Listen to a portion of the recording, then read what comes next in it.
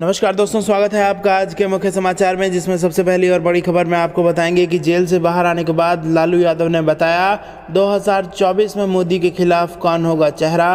दूसरी बड़ी खबर में जिक्र होगा कि बिहार में भ्रष्टाचार अफसरशाही चरम पर, नीतीश कुमार ने राज्य को कर दिया बर्बाद। और तीसरी बड़ी खबर में जिक्र होगा कि दिल्ली में कोरोना नियम तोड़ने पर सख्ती जारी, लाजपत नगर मार्केट बंद, डीडीएमए ने मार्केट एसोसिएशन को भेजा कारण बताओ नोटिस। दोस्तों, हर एक खबर की गहराई में आपको ले जाएंगे, लेकिन उससे पहले अगर आपको भी ऐसा लगता है कि बिहार की सरकार चंद दिनों की मेहमान है, तो आप अभी इस वीडियो को लाइक कीजिए और इस लाल बटन को दबा के चैनल को फ्री में सब्सक्राइब करके घंटी बजाकर कमेंट में लिखिए जय हिंद। दोस्तों, रुक करते हैं तमाम बड़ी खबरों की तरफ। जेल से बाहर आने के बाद लालू यादव ने बताया 2024 में मोदी के खिलाफ कौन होगा चेहरा। जी हां दोस्तों, बिहार के पूर्व मुख्यमंत्री लालू प्रसाद यादव की पार्टी राष्ट्रीय जनता दल आज अपना 25वां स्थापना दिवस मना रही है। पार्टी के लिए आज का दिन इसलिए भी खास है क्योंकि फिलहाल लालू यादव जेल से बाहर है। आज पार्टी के स्थापना दिवस के मौके पर कई सालों बाद लालू यादव कार्यकर्ताओं को संबोधित करेंगे। जेल से आने के बाद लालू यादव ने पहली बार मीडिया को इंटरव्यू दिया है, जिसमें उन्होंने पार्टी के भविष्य और साल 2024 के लोकसभा चुनावों पर अपनी बात रखी है।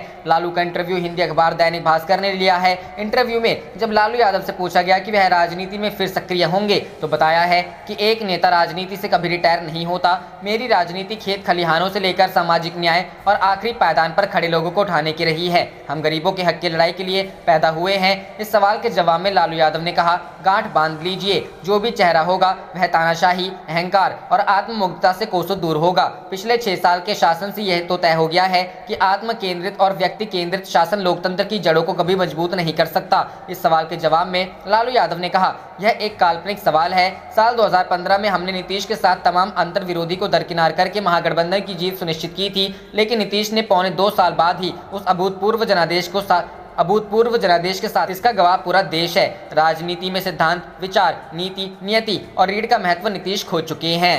रुख करते हैं अगली खबर की तरफ। बिहार में भ्रष्टाचार अफसरशाही चरम पर, नीतीश कुमार ने राज्यों को किया बर्बाद। जी हां दोस्तों, जून के अंत में हुए ट्रांसफर पोस्टिंग में पैसे के खेल ने बिहार की राजनीति में भूचाल ला दिया है। पहले सत्ताधारी दल बीजेपी विधायक ज्ञानेंद्र सिंह ज्ञानू ने अपने ही सरकार पर और बीजेपी कोटे से मंत्रियों पर पैसे के लेन देन का बड़ा आरोप लगाया था। वहीं इसके बाद बिहार सरकार में जेडीयू कोटे से मंत्री मदन सहनी ने इस्तीफे की पेशकश कर दी थी। अब मदन सहनी के समर्थन मंत्री नीरज कुमार बबलू आ गए हैं। इसी बीच राज्य के कई मंत्री विधायक अब खुलकर बोल रहे हैं कि राज्य में अफसरशाही हावी है। बिहार सरकार में सब ठीक नहीं। अब इस मामले में नेता प्रतिपक्ष तेजस्वी यादव ने कहा कि ये बात हम पहले से ही कहते आ रहे हैं कि बिहार सरकार में सब कुछ ठीक नहीं है। अब ये बात सत्ताधारी दल के विधायक भी कह रहे हैं। राज्य में अब अफसरशाही हावी है, जिस वजह से भ्रष्टाचार और अपराध भी बढ़ रहे हैं। राज्य के हालात ऐसे हैं कि सत्ताधारी पार्टी का एक विधायक ये कह रहा है कि उसकी जान को खतरा है। उन्होंने आगे कहा कि बीजेपी के विधायक 80% मंत्रियों को दागी बता रहे हैं, जबकि जेडीयू के एक मंत्री इस्तीफा देने की पेशकश करते हैं।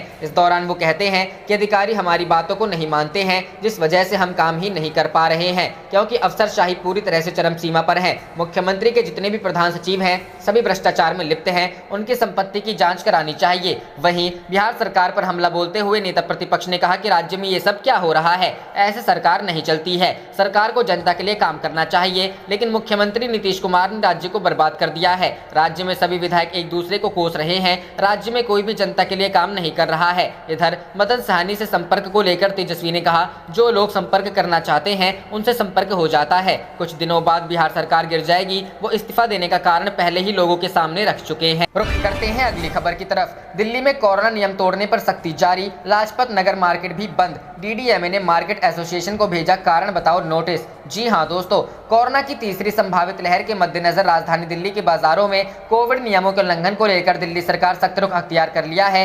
एक के बाद एक लगातार बाजारों को बंद किया जा रहा है। वहीं पुलिस भी कोरोना नियम तोड़ने वालों के खिलाफ सख्त रवैया अपना रही है। दिल्ली में कोविड-19 महामारी की स्थिति में सुधार के मद्देनजर मॉल, बाजार और अन्य व्यापारिक प्रतिष्ठानों के खुलने के साथ ही जिला प्रशासन ने अधिक संख्या में एनफोर्समेंट टीमों को तैनात किया है तथा कोविड-19 नियमों के उल्लंघन को लेकर ज्यादा चालान काटे जा रहे हैं। दिल्ली आपदा प्रबंधन प्राधिकरण ने सोमवार को लाजपत नगर बाजार को बढ़ती भीड़ और कोविड नियमों के उल्लंघन के बाद बंद कर दिया है। यह बाजार अगले आदेश तक बाजार बंद रहेगा। डीडीएमए ने Lajpat Nagar market traders association को कारण बताओ नोटिस जारी कर यह पूछा है कि उनके खिलाफ कोविड मानदंडों का उल्लंघन करने पर कार्रवाई क्यों नहीं की जानी चाहिए। लाजपत नगर मार्केट में आज कुछ दुकानें सील की गई हैं और कुछ दुकानें बंद हैं। एक दुकानदार ने बताया का रविवार शाम एसडीएम का दौरा हुआ था। उन्होंने देखा कि लोग कोरोना नियमों का पालन नहीं कर रहे हैं। जहां जहां उन्हें कमी मिली वहां उन्होंने दुकानें सील कर दी। आज 3 बजे एडीएम के साथ बैठक है। एक अन्य दुकानदार एस गोसाई ने बताया कि मार्केट एसोसिएशन ने एसडीएम को दिन में बाजार का निरीक्षण करने को कहा था।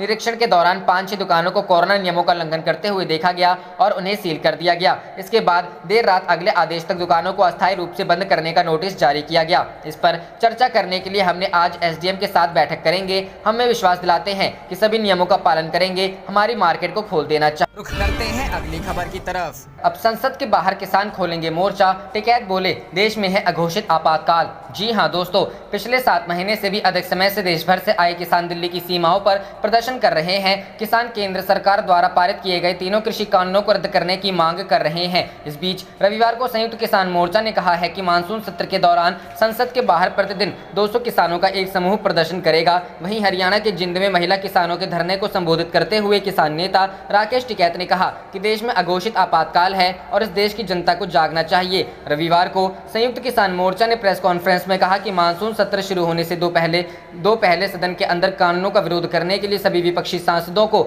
एक चेतावनी पत्र दिया जाएगा। किसान नेता बलबीर सिंह राजेवाल ने कहा कि हम विपक्षी सांसदों से भी 17 जुलाई को सदन के अंदर हर दिन इस मुद्दे को उठाने के लिए कहेंगे और किसान संसद के बाहर बैठेंगे। हम विपक्षी सांसदों से कहेंगे कि सदन से वॉकआउट कर केंद्र को लाभ न पहुंचाएं। जब तक सरकार इस मुद्दे का समाधान नहीं करती तब तक सत्र को नहीं चलने दें। बलबीर सिंह राजेवाल ने कहा कि जब तक वे हमारी मांगे को नहीं सुनेंगे हम संसद के बाहर लगातार विरोध प्रदर्शन करेंगे। उन्होंने कहा कि प्रत्येक किसान संगठन के 5 लोगों को विरोध प्रदर्शन में शामिल होने के लिए ले जाया जाएगा।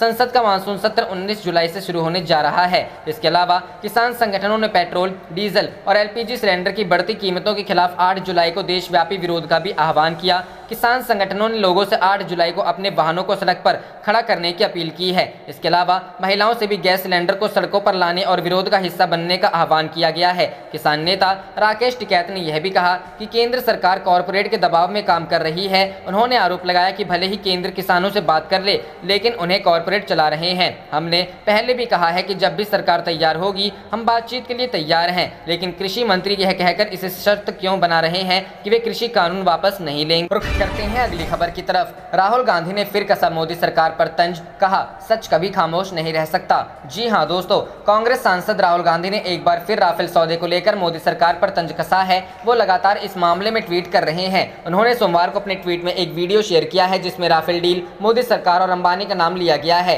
ये वीडियो एक टीवी चैनल का है जिसको शेयर करते हुए राहुल गांधी ने लिखा है कि सच कभी भी खामोश नहीं रह सकता, मीडिया के विपरीत #राफेल घोटाला। इससे पहले भी राहुल गांधी ने ट्विटर पर एक पोल के जरिए लोगों से पूछा था आखिर जेपीसी जांच के लिए मोदी सरकार तैयार क्यों नहीं है। आपको बता दें कि राहुल गांधी की ये ट्वीट फ्रांस के द्वारा 59,000 करोड़ रुपए के इस सौदे में कथित घोटाले की न्यायिक जांच के आदेश देने के बाद आया है। फ्रांस की सरकार ने इस मामले की जांच के लिए एक विशेष जज की भी नियुक्ति की है। इसके बाद राहुल गांधी और कांग्रेस पार्टी मोदी सरकार पर तंज कस रही है। कांग्रेस का कहना है कि दस्तावेजों से पता चलता है कि बिचौलियों को करोड़ों रुपए मिले हैं। पार्टी लगातार इस मसले पर पीएम मोदी की चुप्पी पर सवाल खड़े कर रही है।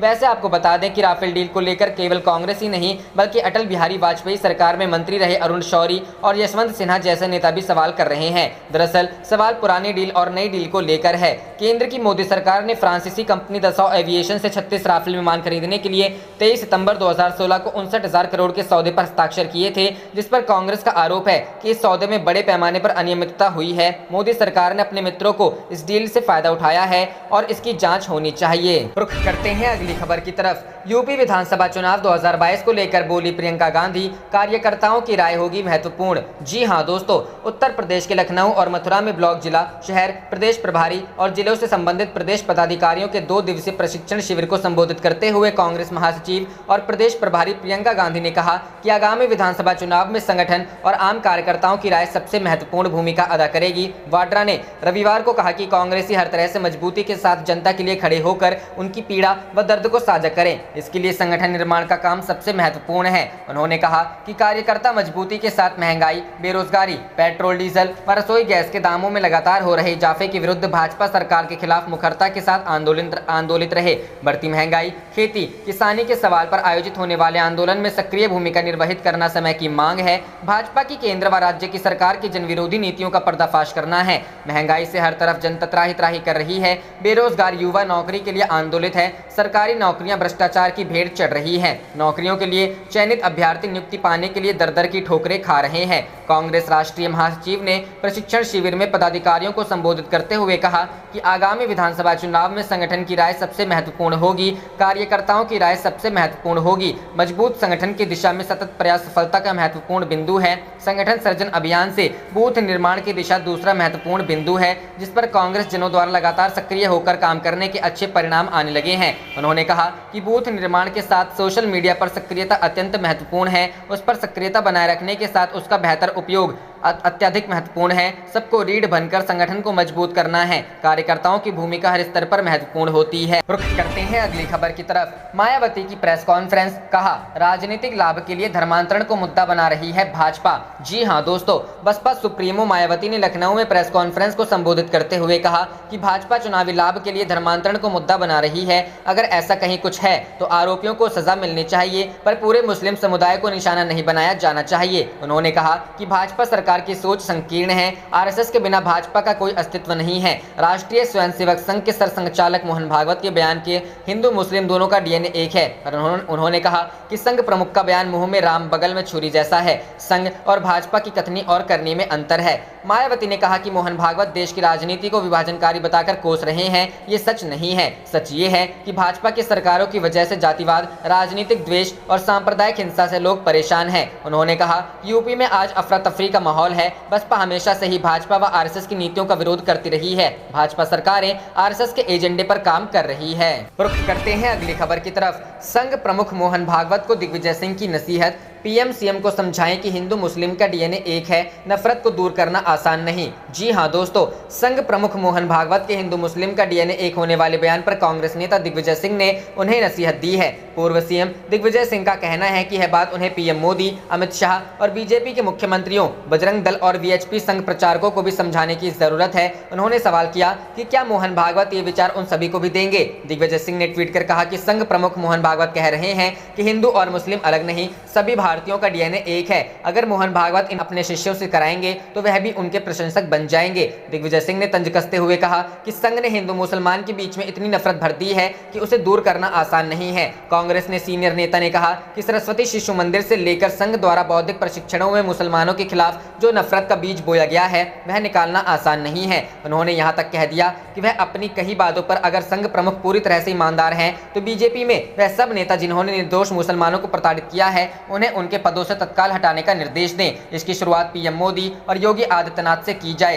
दिग्विजय सिंह ने मोहन भागवत पर तंज कसते हुए कहा कि वह अच्छी तरह से जानते हैं कि संघ प्रमुख ऐसा नहीं करेंगे क्योंकि उनकी कथनी और करनी में अंतर है। उन्होंने संघ प्रमुख की उस बात का समर्थन किया कि हम सभी पहले भारतीय हैं। इसके साथ ही दिग्विजय सिंह ने कहा कि ये बात पहले उन्हें अपने शिष्यों को समझानी होगी जो कई बार उन्हें पाकिस्तान जाने की सलाह दे चुके हैं। रुख करते हैं अगली खबर की तरफ। कोवैक्सीन के निर्यात के सौदे में हुए भ्रष्टाचार पर जवाब दे पीएम मोदी और स्वास्थ्य मंत्री। जी हां दोस्तों, कांग्रेस ने ब्राजील की ओर से कोवैक्सीन के आयात को निलंबित किए जाने का हवाला देते हुए शुक्रवार को कहा कि सरकार की हिस्सेदारी वाले इस टीके से संबंधित सौदे में अनियमितता को लेकर प्रधानमंत्री नरेंद्र मोदी, केंद्र सरकार और स्वास्थ्य मंत्री को जवाब देना चाहिए। पार्टी प्रवक्ता सुप्रिया श्रीनेत ने यह सवाल भी किया कि जब टीकों की निर्यात पर पाबंदी लगा दी गई थी तो फिर भारत बायोटेक से जुड़े इस सौदे को जारी रखने की अनुमति कैसे दी गई। गौरतलब है कि भारत बायोटेक के कोविड-19 टीके कोवैक्सीन की 2 करोड़ खुराकें खरीदने पर सहमत हुई। ब्राजील की सरकार ने समझौते में अनियमितताओं के आरोप लगने के बाद गत बुधवार को इस करार को निलंबित करने की घोषणा कर दी।